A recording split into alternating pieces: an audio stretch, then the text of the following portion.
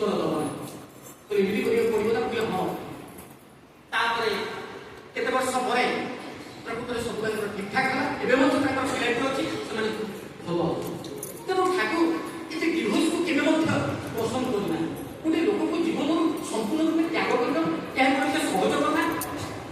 श्री श्री ठाकुर दाम्पत्य जीवन किभली मधुमय थिला श्री श्री ठाकुर नारी अष्ट ऐश्वर्यर कथा कहते भाई कहते निष्ठा धर्म शुश्रूषा सेवा साध्य सरंजन प्रेरणा ये ऐश्वर्यर अधिकारी थे जगत श्री श्री ब्रह्मा श्री श्री ठाकुर से माँ मान अंगसंचक विषय कहते कहते माँ मु चाहे तोर दक्षिण हस्ते सेवा बामे शांत मुखरे सहानुभूति बुकुरे आवेग नासारंभे स्नेह ममता श्रवणे वेदस्व मस्तके बोध विवेक चरणे क्षिप्रता और कर्म चंचलता सर्वांगे पाश्चात्य मनीषी फ्रेडरिक हैरिसन कथा मन पड़े से कहते true function of women is to educate not children only but men to train to higher civilization not the rising generation but the actual society नारी दायित्व केवल सुसंतान जन्म देवा ए जाति को धरी रखिबार दायित्व माँ नारी ठार जन्म में जाति नारी अटे प्राण जुगे जुगे नारी पड़े आसंती भगवान श्री श्री ठाकुर तृप्ति भरा मुखे मुखे हासी तृप्ति भरा चक्षु कुशल द्वारा मुखे कथा सुने सबाई भोग ना श्री श्री ठाकुर केते भाव केते कथा श्री श्री ब्रह्मा से दिन कहते बोले पावना हिमायत खूब दिवस किंतु श्री श्री ठाकुर जीवन काल थोड़े मात्र सत्य करे ताहापुनी ऊपर बड़ी गले गोटे रात्रि रहिले सकाल कहले जदि से प्रतिदिन पावना को जाऊे पाठ पढ़ा किंतु शशुर घर को जाइए मोर कहबार अर्थ आपण मैंने भावतु ना जे मुझे कहूँ शशुर घर कहीं भूल तो बड़ा सांघातिक कथा आम मान बापा मान जानवर के थर जाऊँ अजाणतर भी केते थर जाऊ तेणु सेठिकी जा कथा मना करे पुणे कहीं ग्रहण कर मो व्यक्तिगत कथा कहूँ जे मुझे घटी थर दुई थर जे प्रथम जाइए शशुर घर तापर निज किंतु मुझे जाए दाम्पत्य जीवन कथा हमारे जीवन कथा खाली तत्वपूर्ण कथा हम जीवा पूर्व मुझे को फोन से कौन करी गोटे घटना घटी मत आग घर को जावाक पड़े हाँ ठीक अच्छे तू आग जा तो शाशुर देखा करके आसो किसी प्रोब्लेम ना कि जदि लुचि लुचि जाए बापा माँ भावती पिलाटा आम दूरे तेणु सब दिगरे बालांस रखी चलता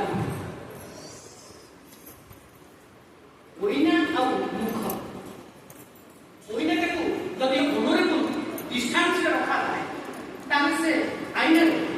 मनुष्य मुख देखा जदि आईना को मुहर लगे रखा से आईना मुहर छवि आसो ठीक से भाव दाम्पत्य जीवन में ऑनरेबल डिस्टेंस कथा ठाकुर बेसी व्यवस्था प्रेम प्रीति भक्ति भलवासा स्वामी स्त्री भीतर रही जगह पाए तेणु बेसी व्यवस्था भल फूल पाइबाटा दीप हवा दरकार गभीरतर हवा दरकार किंतु डिस्टेंस मेंटेन करवा बहुड़ा गोटे सुंदर कथा खाली जीवन दरकार से कथा ये भालवासा एमनी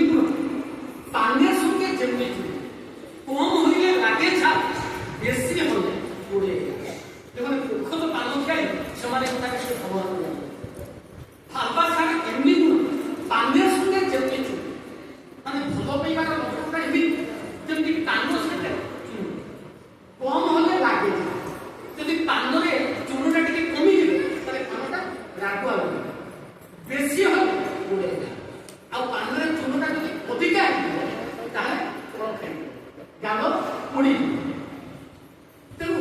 सब गोटे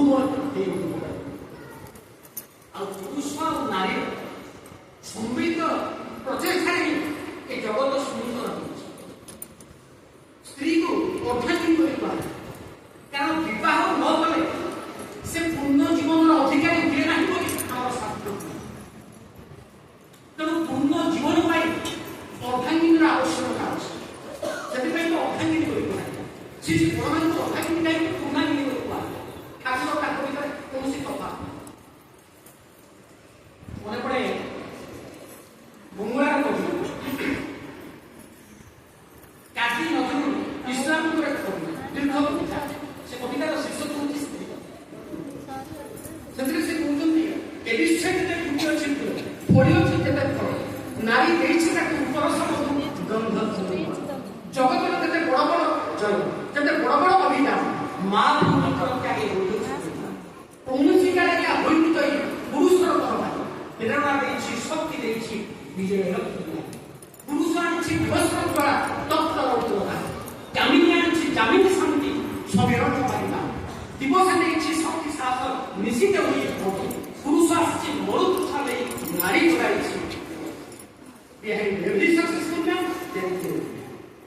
ପ୍ରତ୍ୟେକ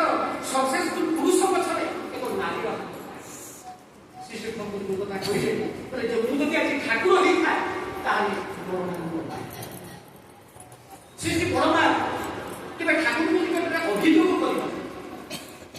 ଦେଖାଯାଏ ନା ସେଦିନ ଶ୍ରୀ ଠାକୁର କହୁଛନ୍ତି ଘଟଣା କ୍ଷେତ୍ରରେ ଏକ ଘଟଣା କହିଥିଲା ଘଟଣା କହିବା ସମ୍ଭବ ନୁହେଁ ବର୍ତ୍ତମାନ ଠାକୁର କହୁଛନ୍ତି ଆଚ୍ଛା ବଡ଼ମା କହିଲ ମୁଁ ତୁମକୁ କେବେ ମାଡ଼ ମାରିଛି ଶ୍ରୀ ବଡ଼ମା କହିଲେ ଆପଣ କେଉଁ ଦୁଃଖରେ ମୋତେ ମାଡ଼ ମାରିଛି ଏ କଥା ମୁଁ ସ୍ୱପ୍ନରେ ସୁଦ୍ଧା ଭାବିନି ଶ୍ରୀ ଠାକୁର କହୁଛନ୍ତି କୌଣସି ସ୍ୱାମୀ ଯେତେବେଳେ ତାର ସ୍ତ୍ରୀକୁ ମାଡ଼ ମାରେ ସେତେବେଳେ ମୋ ଅସ୍ଥି ଖୋଜରା କମ୍ପିବାକୁ ଆରମ୍ଭ ମୁଁ ଅସହ୍ୟ ଯନ୍ତ୍ରଣା ଅନୁଭବ ମୋ ଭିତରେ ଯଦି ଏ ଚାରିତ୍ରିକ ତ୍ରୁଟି ନାହିଁ ତାହେଲେ ତୁମମାନଙ୍କ ଭିତରେ ଏ ପ୍ରକାର ଚାରିତ୍ରିକ ତ୍ରୁଟି ନାହିଁ ମାନେ ସେ ପକମଣ୍ଡଳୀ ଭିତରେ ଜଣେ ଭାଇ ବସିଥିଲେ ଯେ କି ପୂର୍ବରୁ ତାଙ୍କ ସ୍ତ୍ରୀକୁ ମାଡ଼ ମାରିକି ଆସୁଥିଲେ ଘଟଣା କ୍ଷେତ୍ରରେ ଠାକୁର ଏଇ କଥା ସୁଝେଇ ଦେଉଥିଲେ ତାପରେ ସେ ଭାଇଙ୍କ ଗାନ୍ଧୀକି ଆସି ଠାକୁରଙ୍କ ନିକଟରେ ପହଞ୍ଚୁଥିଲେ କହିଲେ ଠାକୁର ମୁଁ ସେଇ ଅଧମ ସ୍ୱାମୀ ଯେ ଆଜି ସ୍ତ୍ରୀକୁ ମାଡ଼ ମାରିକି ଆସିଛି ତେବେ ସେ ଯାହା ତେଣୁ ଶ୍ରୀ ଠାକୁର କିଭଳି ଥିଲେ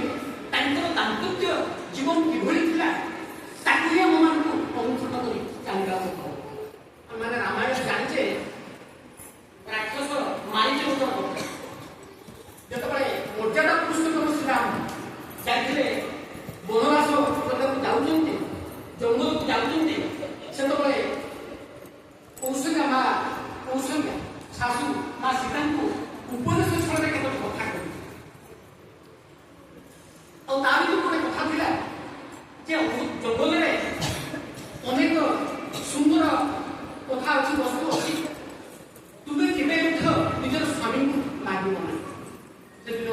ରାକ୍ଷସ ମାରିଛ ସ୍ୱର୍ଣ୍ଣ ମୃଗ ହେଇକି ଆସିଛନ୍ତି ଆଉ ସେଦିନ ସେ ନିଜର ସ୍ୱାମୀ ଦେବତାକୁ ମାଗି ବସିଛନ୍ତି କିଛି ସୁନାର ଯୋଉଥିପାଇଁ ରାମାୟଣର ବିଷୟବସ୍ତୁ କେତେ ଭାବରେ ଆଗେଇଥିଲା କେତେ ଯୁଦ୍ଧ ଏତେ କଣ କିଛି ସବୁ ଥିଲା କବିଙ୍କର ସୁନ୍ଦର ଭାବରେ ବର୍ଣ୍ଣନ କରୁଥିଲେ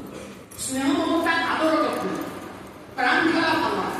ସାନ୍ତନା ଦୁଃଖ ବୁଲାতে মুখেটা রক্তি উঠা কর্ম যারা শুরু সেটা করা প্রতিটা মনাচিকা সেনাই মূলক কামিনী শুরুই বিশ্ব জগৎ সেটাকে বাকি জানে সে কেবল তার স্বামীঙ্কর প্রতিষ্ঠা তাইঙ্কর চলাপথକୁ সহজ সরল করে তাই কହୁଥିଲେ যে শ্রী শ্রী বড়মা কিভଳି গুরুত্ব লক্ষ্ମୀ କାଳୀ ଶକ୍ତି ମାନଙ୍କର କଥା ଆମର ହିନ୍ଦୁ ପରିବାରରେ ଲକ୍ଷ୍ମୀ ପୂଜା ପ୍ରତ୍ୟେକ ପରିବାରରେ ମା ମାନେ ଲକ୍ଷ୍ମୀ ପୂଜା କରିଥାନ୍ତି କିନ୍ତୁ ଏହା ଏକ ଅନୁଷ୍ଠାନ କିନ୍ତୁ କେହି ଲକ୍ଷ୍ମୀ ହେଇ ଉଠିବାର ଦେଖାଯାଏ ଅନେକ ପରିବାରରେ ଏମିତି ବର୍ଷ ବର୍ଷ ଧରି ଲକ୍ଷ୍ମୀ ପୂଜା ଚାଲିଛି କିନ୍ତୁ ଦାରିଦ୍ର୍ୟ ଘୁଞ୍ଚୁନା ତାହେଲେ ଏହାର ପଶ୍ଚାତପଟରେ କଣ ଆମେ ତ ଲକ୍ଷ୍ମୀ ପୂଜା କରୁ ତାର କାରଣ ହଉଛି ଆମ ସମ୍ମୁଖରେ ଜଣେ ଜୀବନ୍ତ ଏହାର ବହୁ ବହୁ ଉଦାହରଣ ଅଛି ତେଣୁ ଶ୍ରୀ ଶ୍ରୀ ଠାକୁର କହିଲେ ନାରୀ ସ୍ୱାଧୀନତା ତାର ବୈଶିଷ୍ଟ୍ୟକୁ ଉଲ୍ଲଂଘନ କରିବେ ଏହାରି ଭିତର ପାଇଁ ନାରୀ ସ୍ୱାଧୀନତାକୁ ଅନୁଭବ କରାଯାଇପାରିବ ଏହାରି ଭିତର ପାଇଁ ନାରୀ ସଶକ୍ତିକରଣ କଥା ଯେ ଆମେ କହୁଛେ ତାହା ମଧ୍ୟ ସମ୍ଭବ ହୋଇଥାଏ ଶ୍ରୀ ଭଗବାନଙ୍କର ଜୀବନର କଥା କହିକି ଶେଷ କରାଯାଇପାରିବ ନାହିଁ ସେ ଥିଲେ ବାକ୍ ସିଦ୍ଧା ସେ ଯାହା ଆଶୀର୍ବାଦ ଛଡ଼ା କହୁଥିଲେ ତାହା କୌଣସି ଦାମ୍ପତ୍ୟ ଜୀବନର ସମସ୍ୟା ନେଇ କିନ୍ତୁ ତବେ ଶ୍ରୀ ଶ୍ରୀ ଠାକୁରଙ୍କ ନିକଟରେ କହୁଥିଲେ ଶ୍ରୀ ଶ୍ରୀ ଠାକୁର ତାଙ୍କୁ କହୁଥିଲେ ତୁମେ ବଡ଼ମାନଙ୍କୁ ନିବେଦନ କର ବଡ଼ମାନଙ୍କ ପାଖକୁ ଯାଅ। ସେମିତି ଜଣେ ଭାଇ ପ୍ରମୋଦ ଚନ୍ଦ୍ର ବେପାରୀ ଭାଇ ଆଉ ସେ ବଡ଼ମା ଓଡ଼ିଶାର ଅତୀତ ଭବିଷ୍ୟତକୁ ମଧ୍ୟ ଦେଖିପାରୁଛନ୍ତି ବର୍ତ୍ତମାନ ଅତୀତ ଭବିଷ୍ୟତକୁ ମଧ୍ୟ ଜାଣିପାରିଲେ ସପରିବାର ସଦମ୍ପତି ସେଠି ପହଞ୍ଚୁଛନ୍ତି ଶ୍ରୀ ଠାକୁରଙ୍କ ମନ୍ଦିର। ଉଦ୍ଦେଶ୍ୟ ହେଉଛି ବହୁତ ଦିନ ଧରି ତାଙ୍କର ବିବାହ ହେଲାଣି କିନ୍ତୁ ପିଲାଟିଏ ତାଙ୍କର ନାହିଁ ସେ ନେଇ ଶୁଣିଥାନ୍ତି ଅନେକ ମନ୍ତ୍ର ମନ୍ତ୍ର ଜଡ଼ିବୁଟି ବୈଜ୍ଞାନିକ ଦୃଷ୍ଟିକୋଣରୁ ଅନେକ ଔଷଧ ଏସବୁର ବ୍ୟବସ୍ଥା କରିସାରିଛନ୍ତି କିନ୍ତୁ କୌଣସି ପ୍ରକାର ମଧ୍ୟ ତାଙ୍କର ସନ୍ତାନଟିଏ ହେବା ସମ୍ଭବ ହୋଇପାରି ନାହିଁ। ତାପରେ ଠାକୁରଙ୍କର କଥା ଅନୁସାରେ ସେ ବଡ଼ମାନଙ୍କ ପାଖକୁ ଯାଏ ସଙ୍ଗରେ ଯାଇଛନ୍ତି ଗାଙ୍ଗୁଲିକା ଅଜିତ ଗାଙ୍ଗୁଲିକା ଯେତେବେଳେ ବଡ଼ମାନଙ୍କର ଗୃହର ଦ୍ୱାର ଦେଶରେ ପହଞ୍ଚିଛନ୍ତି ଅଜିତ ଗାଙ୍ଗୁଲି ଭାଇ ଆଗରେ ଅଛନ୍ତି ସେ ବଡ଼ମା କହୁଛନ୍ତି କିଏ କିଏ ରଘୁର ମା ନା କଣ ରଘୁର ମା ନା କଣ ଅଜିତ ଗାଙ୍ଗୁଲି ଭାଇ ପଛକୁ ଅନେକ କରି କେହି ନାହାନ୍ତି ପଛରେ ଦୁଇ ଜଣ ସ୍ୱାମୀ ସ୍ତ୍ରୀ ଆଉ ମୁଁ ଆମେ ତ 3 ଜଣ। ତାପରେ ସେ କହିବେ ଏ ଉଦ୍ଦେଶ୍ୟରେ ସେ ଆସିଛନ୍ତି ସବୁ କଥା ସେ ବଡ଼ମା ଶୁଣିଲା ପରେ କହିଲେ ହଁ ସେଇ କଥା ପରା ମୁଁ କହୁଛି ରଘୁର ମା। ତାପରେ ମାନେ କିଛି କହିଲେ ନାହିଁ ଫେରି ଆସିଲେ ବର୍ଷକ ପରେ ତାଙ୍କର ଗୋଟେ ପୁତ୍ର ସନ୍ତାନ ଜନ୍ମ ଆଉ ଘଟଣା ଚକ୍ରରେ ଯେତେବେଳେ ଠାକୁରଙ୍କର ସେ ପିଲାଟିର ନାମକରଣ କରିବାର ବ୍ୟବସ୍ଥା କରାଗଲା ନିବେଦନ କରାଗଲା ଠାକୁରଙ୍କ ନିକଟରେ ଠାକୁର ତାର ନାଁ ରଖିଲେ ରଘୁନନ୍ଦନ ତାର ନାଁ ରଖିଲେ ରଘୁନନ୍ଦନ। ତେଣୁ ସେ ମଣିଷର ଅତୀତ ଭବିଷ୍ୟତକୁ ମଧ୍ୟ ଜାଣିପାର ସେ ଠାକୁର ମା ମାନଙ୍କ ଉଦ୍ଦେଶ୍ୟରେ କହୁଛନ୍ତି କହିଲେ ଗୃହାଙ୍ଗନ ତୁମର ସାମ୍ରାଜ୍ୟ ହାଣ୍ଡିଶାଳ ତୁମର ସଂଖ୍ୟା ମା ମାନଙ୍କର ସାମ୍ରାଜ୍ୟ ହେଲା ଗୃହାଙ୍ଗନ ଘର। ଆଜ୍ଞା ଆଜିର ଯୋଉ ତଥାକଥିତ ପିଲାମାନେ ଘରେ ରହୁଛନ୍ତି କେହି ଘରେ ରହୁନାହାନ୍ତି ଯେ ଚାକିରି କରେ ସେ ତ 10 ଘଣ୍ଟା 12 ଘଣ୍ଟା ଡ୍ୟୁଟି କରୁଛି ଘରେ ଗୃହାଙ୍ଗନ ତୁମର ସାମ୍ରାଜ୍ୟ ହାଣ୍ଡିଶାଳ ତୁମର ସିଂହାସନ। ଆଜ୍ଞା ହାଣ୍ଡିଶାଳ ତ କେଉଁ ହାଣ୍ଡିଶାଳ କଥା ଉଠିଲେ କହୁଛନ୍ତି କଣ ବ୍ଲିଙ୍କିଟ୍ ଜମାଟୋ ମଗେଇବେ ସ୍ତ୍ରୀ ଗଲା ଚାକିରି କରିବା ପାଇଁ 10 ଘଣ୍ଟା 12 ଘଣ୍ଟା ସ୍ୱାମୀ ଗଲା 10 ଘଣ୍ଟା 12 ଘଣ୍ଟା ସବ ଜୀବନ କଥା ଆଜ୍ଞା ହାଣ୍ଡିଶାଳ ଯିବାକୁ ସମୟ କାହିଁ ହାଣ୍ଡିଶାଳ ଯିବାକୁ ସମୟ କାହିଁ ଠାକୁର କହିଲେ ହାଣ୍ଡିଶାଳ କେବଳ ସିଂହାସନ ସୋ ପାଖର କଥା ଠାକୁର କିନ୍ତୁ ଆଜିର ପିଲାମାନେ ତାହା କରୁଛନ୍ତି। ଯଦି ସାମ୍ପ୍ରତିକ ସମାଜକୁ ଚିନ୍ତା କରାଯାଏ କେବଳ ଆପଣମାନଙ୍କୁ ଉପଦେଶ ଛଡ଼ା କରୁନାହିଁ ମୋ ଘରେ ମଧ୍ୟ ସେଇଟା ସମସ୍ତଙ୍କ ଘରେ କେହି ରୋଷେଇ କରିବା ପାଇଁ ଆଗୁ ନାହିଁ। ଅବଶ୍ୟ ମୋ ବ୍ୟକ୍ତିଗତ କଥା ନୁହେଁ ଆମ ରୋଷେଇ ଅନୁସାରେ ଭଲ ସେ ଭଗବାନଙ୍କ ଇଚ୍ଛା କିନ୍ତୁ ଆଜିର ଯୋଉ ନବପିଢ଼ି ମୁଁ ଦେଖୁଛି କେହି ରୋଷେଇ କରିବା ପାଇଁ ଆଗୁ ନାହିଁ। କେମିତି ଚଟାପଟ ଖାଲି ରୋଷେଇ କରିଦେଲା ପରେ ଫେସବୁକ୍ ହ୍ୱାଟ୍ସଆପ୍ ଇନଷ୍ଟାଗ୍ରାମ ୟୁଟ୍ୟୁବ କେତେ କଣ ତାକୁ ଦେଖାଯିବ ନା ଖାଲି ରୋଷେଇ କରି ରହିକି ନାହିଁ ଜଣାପଡ଼ି ପଳେଇ ଆଉ କଣ ନା ରୋଷେଇ କଲା ପରେ ସେ ଚିନ୍ତା କରୁଛନ୍ତି ଏଇ ଖାଦ୍ୟଟା 2-4 ଦିନ ଚଳିଯିବା ପାଇଁ ମାନେ ଫ୍ରିଜରେ ରହୁଛି ଶାଶୁମାନେ ମଧ୍ୟ ଦେଖୁଛନ୍ତି ଆରେ ଏଇ ଚିନ୍ତାକୁ ରୋଷେଇ କରିବା ପାଇଁ ରୋଷେଇ କରିବା ପାଇଁ ଚାହୁଁ ଅନେକ ଶାଶୁମାନେ ରୋଷେଇ କରୁଛନ୍ତି ମାରି କାରଣ ବହୁତ ଗଲେ ପଇସା ଆଣିବ ନା ପଇସା ଏମିତି ହେଉଛି ବାସ୍ତବ ଜୀବନର ଆମମାନଙ୍କର ଆପଣମାନେ ସମସ୍ତେ ଅନୁଭବ ତାହା ଉଦ୍ଦେଶ୍ୟ କହୁନାହାନ୍ତି ଆମ ସମସ୍ତଙ୍କର ପରିବାର ଚିନ୍ତା ଠାକୁର କଣ କାହିଁ କିନ୍ତୁ ଆମେମାନେ ଆଜି କୋଉ ଅବସ୍ଥାରେ ଅନ୍ତତ ପକ୍ଷେ ସଚ୍ଛକୁ ଆସିଲେ ମଣିଷ କାନରେ ଗୋଟିଏ କଥାଟା କେହି ଯଦି ଏଭଳି ଆଚରଣ କରିବ ଅନ୍ତତ ପକ୍ଷେ ସେ ମାନସିକ ସ୍ତରକୁ ସଜାଡ଼ିବ ତଥାପି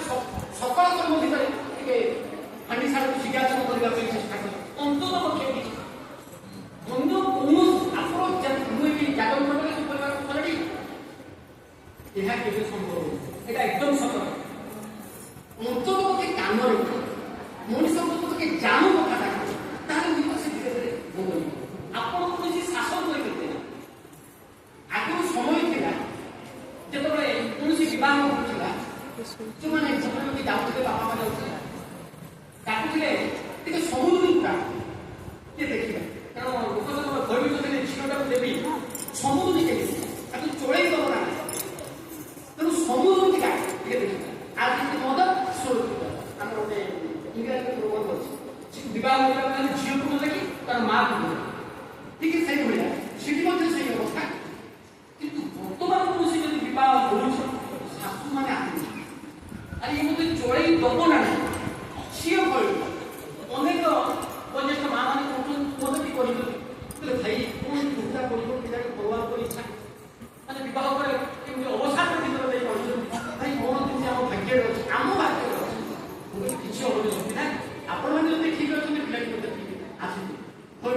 କୌଣସି ଆବଶ୍ୟକତା ନାହିଁ। ତେଣୁ ଆମର ସମାଜର ଅବସ୍ଥା ଆଜି ଏଇଭଳି। ଆଉ ଯଦି ଶାଶୁଙ୍କ ହିସାବରେ କେହି ଯଦି ଶାସନ କରିବାକୁ ଚେଷ୍ଟା କରିବ ତାହେଲେ ସାଂଘାତିକ ମନେ ରଖନ୍ତୁ। ଶାସନ କେବେ କରିବେ ନା, ଉପଦେଶ ଛଡ଼ା କିଛି କରିପାରୁନି। ଯଦି ଶାସନ କରିବେ ତାହେଲେ ସେ ଚିନ୍ତା କରିବ କୋଉ ବେଳ ଇଚ୍ଛା ହେଉଛି ଖାଲି ଆଗକୁ ଆଉ ଯାଉଛି, ମନେ ମନେ ରାଗ ଆଉ ତାର ପ୍ରତିଶୋଧ ସାଂଘାତିକ। କେହି ଯଦି ଶାସନ କରୁଥାଏ ବହୁତ ତାଙ୍କୁ ଅନୁରୋଧ ଦେବା ଶାସନ କରୁନଥାଏ, ଅନ୍ତତଃ ଟିକେ ତାଙ୍କୁ କୁହନ୍ତୁ ସତ୍ସଙ୍ଗ ଆସିଲା। ଏଇଆ ଜୋର ଜବରଦସ୍ତି କରିବା ପାଇଁ ଚାହିଁଲା ଆମର ଯେଉଁ ଟ୍ରାଡିସନାଲ ଢାଞ୍ଚା ଥିଲା, ତାକୁ କହିଲେ ଯୋଉ ଶାଶୁ ଦିନେ ବୋହୂକୁ ଶାସନ କରେ ସେ ଦିନେ ବୋହୂକୁ ମାନେ ସିନ୍ଧୁକର ଚାବି ଧରିବେ। ସେ ଅବସ୍ଥା ମୁଁ ଭାବୁଛି ଆମମାନଙ୍କ ପ୍ରକାର କରିବ। ଗୋଟିଏ ମାତ୍ର କଥା ସତ୍ସଙ୍ଗକୁ ଆସେ, ଠାକୁରଙ୍କର ଆଇଡେଣ୍ଟିଟିକୁ ଜାଣି ଠାକୁରଙ୍କର ଦାମ୍ପତ୍ୟ ଜୀବନ କିଭଳି ଥିଲା ତାକୁ ଅଙ୍ଗେ ଅଙ୍ଗେ ଅନୁଭବ। ବର୍ତ୍ତମାନ ସଂସାର ହେଉଛି ଆଡଜଷ୍ଟର ସଂସାର। ସ୍ୱାମୀ ସ୍ତ୍ରୀ ସହିତ ଆଡଜଷ୍ଟ କରିବ, ସ୍ତ୍ରୀ ସ୍ୱାମୀ ସହିତ ଆଡଜଷ୍ଟ କରିବ, ପୁଅ ବାପା ସହିତ ଆଡଜଷ୍ଟ, ବାପା ପୁଅ ସହିତ ଆଡଜଷ୍ଟ। ଯୋଉଠି ଶାସନ ଆରମ୍ଭ ହବ ସେଇଠି ପରସ୍ପରକୁ କେବଳ ସହି ବୋଲି ଚାଲିବା। ତେଣୁ ଠାକୁର ଯୋଉ ଆଡଜଷ୍ଟମେଣ୍ଟ କଥା ମଧ୍ୟ କହୁଛନ୍ତି ଯେ ଜଷ୍ଟଙ୍କ ସହିତ ଆର ନହେବ ମଣିଷ ଆଡଜଷ୍ଟମେଣ୍ଟ ହବାର କାଇଦା ମଧ୍ୟ ଜାଣେ। ଆମେ ମାନେ ଗୋଟେ କଥା କହିଥାଉ, true education teaches us how to adjust with it. ପ୍ରକୃତ ଶିକ୍ଷା ଆମକୁ ଶିକ୍ଷା ଦିଏ ଯେ ପରିବେଶ ସହିତ କିଭଳି ଆଡଜଷ୍ଟ କରେ। ଆଉ ଏଇଟା ଏଇ ଟ୍ରୁଟା ମଣିଷ ଆଜିର ସବୁଠାରୁ ବ୍ୟକ୍ତି ଜୀବନ ଅତ୍ୟନ୍ତ ଜୀବନର କଥା, ତାପରେ ସମାଜ ରାଷ୍ଟ୍ର ଜୀବନର କଥା। ତେଣୁ ଦାମ୍ପତ୍ୟ ଜୀବନ ଅତ୍ୟନ୍ତ ଗୁରୁତ୍ୱପୂର୍ଣ୍ଣ ଜୀବନ। ଆର ଉପରେ ହିଁ ସମାଜ ରାଷ୍ଟ୍ର ସବୁ କିଛି ନିର୍ଭର କରୁଛି। ବ୍ୟକ୍ତି ମଧ୍ୟ ପରବର୍ତ୍ତୀ ଜେନେରେସନ ଆର